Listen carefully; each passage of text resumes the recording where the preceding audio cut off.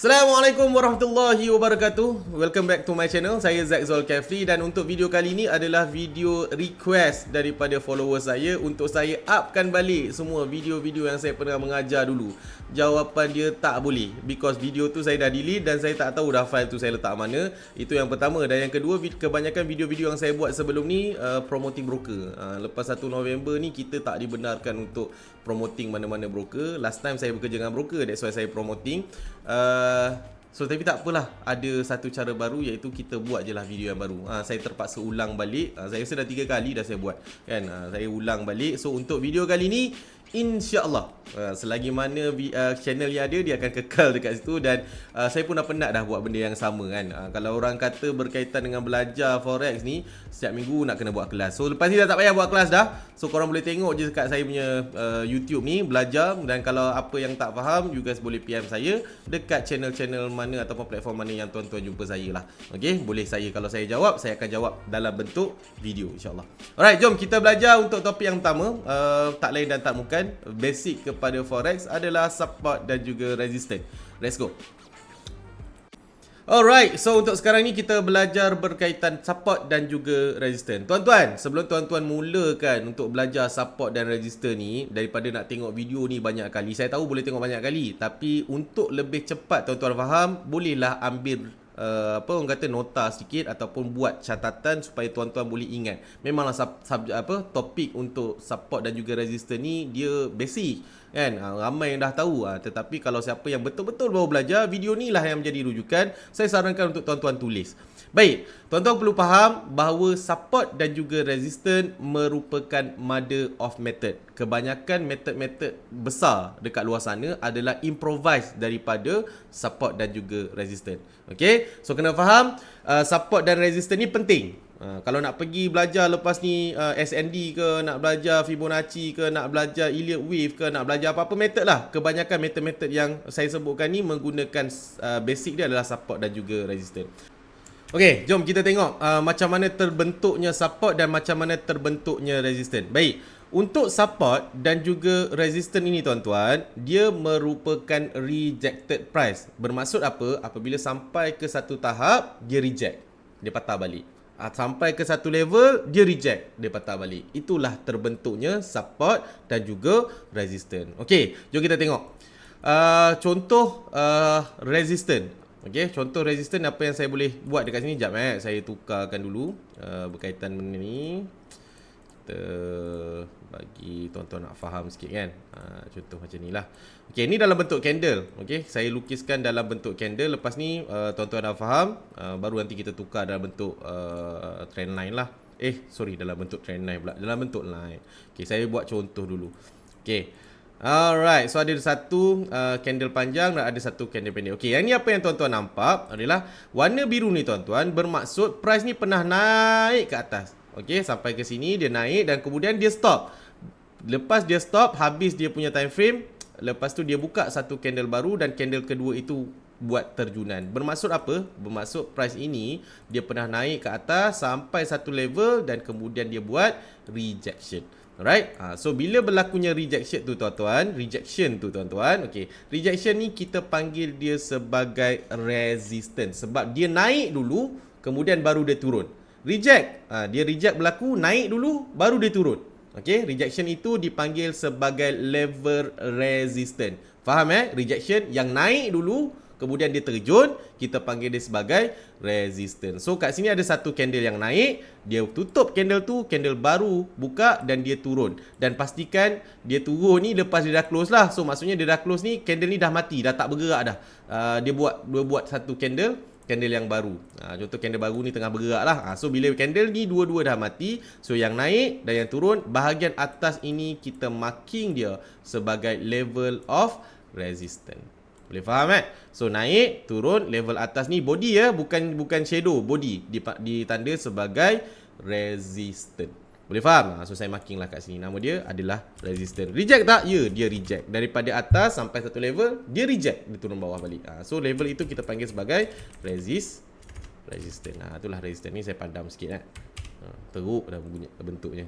Okay, dia naik, kemudian dia sampai bawah. So kat sini kita panggil dia sebagai resistance. Alright. So untuk support pula. Okay, untuk support, kalau tadi untuk resistance dia naik, kemudian dia reject, dia turun bawah, level atas yang rejection tu kita panggil resistance. Untuk support dia terbalik. Dia turun dulu. Bermaksud apa? Bermaksud dia akan datang dengan candle warna merah ni dulu tuan-tuan. Okay, dia sampai turun sampai ke bawah, sampai satu level ada satu kenaikan yang berlaku. Alright. So dia turun, dia naik, tak kisahlah dia naik macam ni ke. Yang penting second candle tu dia close dalam keadaan satu turun dan satu naik. Kat sini level of rejection tu. So level of rejection tu kita panggil dia sebagai support. Okay. Boleh jelas Boleh jelas. Boleh faham Jelas Satu adalah resistance, satu adalah support. Okey. Kalau daripada sudut candle ni kadang-kadang tuan-tuan confuse mana level resistance, mana level support ni, boleh tukarkan juga dalam bentuk lain. Kalau kat sini kita belajar tadi kan, satu naik satu turun, jom kita fokus sikitlah kat sini dalam bentuk candle dulu kita fokus. Okey. Kita fokus dulu. Okey, nampak ni? Satu candle naik, satu candle turun. Ini level of resistance. Satu candle naik, satu candle turun. Ini level of resistance. Satu candle turun, satu candle naik, ini level of support. Satu candle turun, satu candle naik, kita panggil level of support. So nak faham senang support and resistance ni, kalau tengok candle tu dah boleh faham dah. Warna biru, kalau ini warna hijau lah. Kalau pakai MT4 dia warna biru kan. So kalau korang customize, orang akan guna dua je, sama ada warna hijau dan warna biru. Melambangkan profit ataupun kenaikan tu melambangkan kenaikan lah. Warna biru melambangkan kenaikan. Tapi kalau candle menurun ni jarang ada color lain. Biasanya orang guna color merah je. Okay. Untuk candle naik ni dia ada dua color. Satu kadang-kadang warna biru orang letak, kadang-kadang warna hijau. Tak kisahlah, yang menunjuk kepada candle menaik, dia naik dan kemudian dia turun, level of rejection tu kita panggil dia sebagai resistance. Okey, untuk support pula, level turun, satu candle turun, satu candle naik, level of rejection yang dia naik tu, dia buat reject, dia turun, dia reject untuk kenaikan. Dia reject untuk penurunan. Dia panggil adalah level of support. Okey, so tak faham juga tuan macam mana nak klasifikasikan dia, boleh tukarkan dalam bentuk line. So dalam bentuk line ni memang confirm nampak lah. Okey, yang naik turun, level yang bentuk V pacak macam tu, itulah level of resistance. Boleh lah marking. Ni level resistance, ini level resistance ni kan. Ni level resistance. Bentuk pacak-pacak ni semua resistance. Resistance ni dalam satu chart ni ada banyak lah. Tu dah nampak. Okay, ni resistance. Kalau bentuk V pula, itu adalah level of support. So ini support dah ni. Support V kan. Support. Ni level support kan ni. Support. Ni level support. Banyak lah kalau tuan-tuan nak marking level of support ni. Alright, so ada dua cara. Nak tengok candlestick boleh, nak tengok bentuk line chart pun boleh. Tak ada masalah. Kalau susah sangat nak baca, sama nampak ni saya marking. Ni level of support, ni level of resistance, level of support. Okay, ni level of support. So kita boleh marking dengan menggunakan line chart pun boleh, dengan menggunakan candle pun boleh. Okay, boleh faham? Jelas berkaitan dengan support dan juga resistance. Sekejap, okay. Sebelum saya, ni besar sangat lah pula. Satu resistance, satu support. Inilah support dan resistance. Tak susah pun, senang. Cuma nak kenal pasti apa kegunaan dia, apa function kepada support dan juga resistance ni, dan apa yang kita boleh. Baik, tuan-tuan kena faham. Untuk historical price, biasanya reaction kepada current price yang sedang bergerak ni, dia akan react kepada tempat-tempat yang berlaku rejection sebelumnya. Kan saya cakapkan tadi, resistance dan juga support adalah rejection area. So, bila sampai ke rejection area yang pernah berlaku sebelum ni, current price tu, dia akan ada terganggu dan mungkin berlaku possibility dia tinggi lah rejection juga. Sebagai contoh, kat sini berlaku naik, dia turun. Okay. So, dia dindong, dia sampai kat tempat ada rejection sebelumnya ni, yang ni mungkin akan ada possibility untuk dia buat rejection juga, sebab pernah berlaku sebelumnya.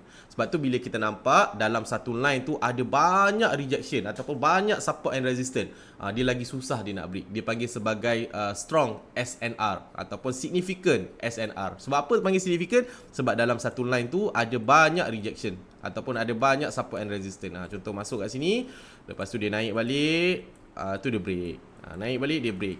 So benda ni lah yang kita panggil sebagai significant support dan juga resistance, yang ada possibility untuk price ni buat rejection kalau dia sampai. Kan contoh macam ni kan.